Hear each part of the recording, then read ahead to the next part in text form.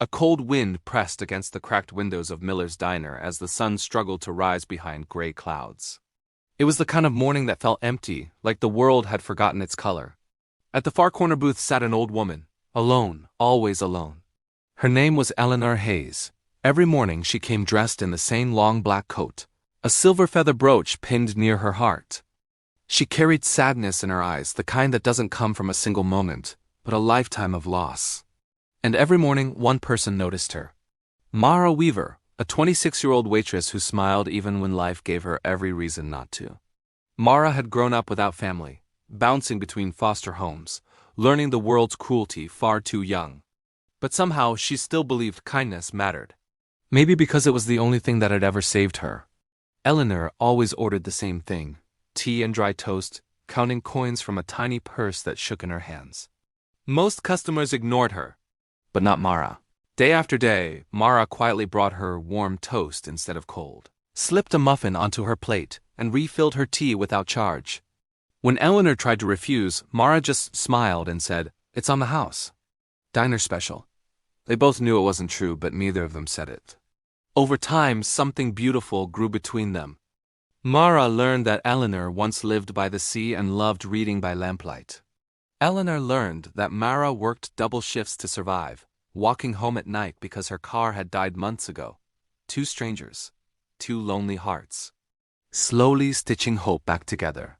Then one morning, Eleanor's eyes were red from crying.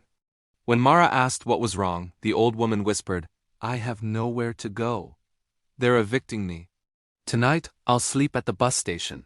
Without thinking, Mara reached across the table and held her trembling hands. She didn't have savings or even enough food for herself, but she couldn't let this woman disappear into the cold. That night she brought Eleanor home, gave her her bed, slept on the couch, shared food, laughter, and warmth. Two souls mending each other's brokenness. Eleanor often asked, "Why are you doing this?" Mara would smile softly and say, "Because no one helped me when I needed it. But I survived believing someone would." A week later, Eleanor was gone. Her bed was made, her clothes folded neatly. On the pillow lay a note, "Thank you for giving me back hope." Eleanor. Mara's heart broke. She called shelters, hospitals, anyone who might have seen her. No one had. Weeks passed.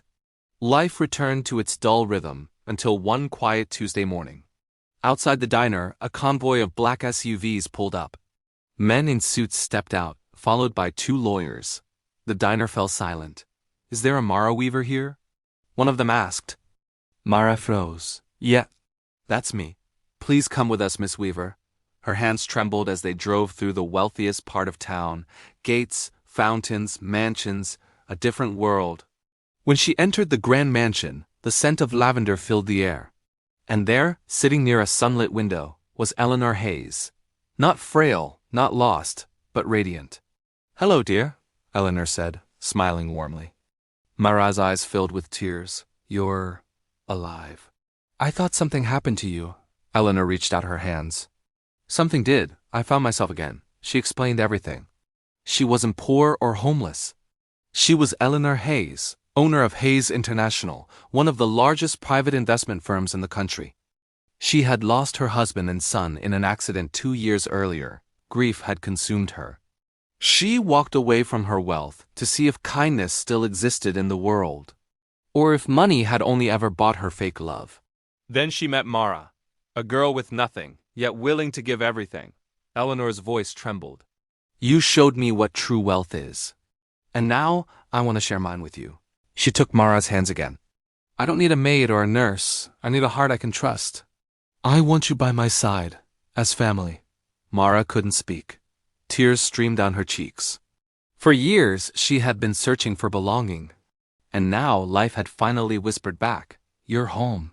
Sometimes the people we help end up saving us instead. Sometimes the smallest act of kindness changes 2 lives forever. So next time you see someone sitting alone, remember Mara and Eleanor, because one cup of tea, one smile, might be the beginning of a miracle.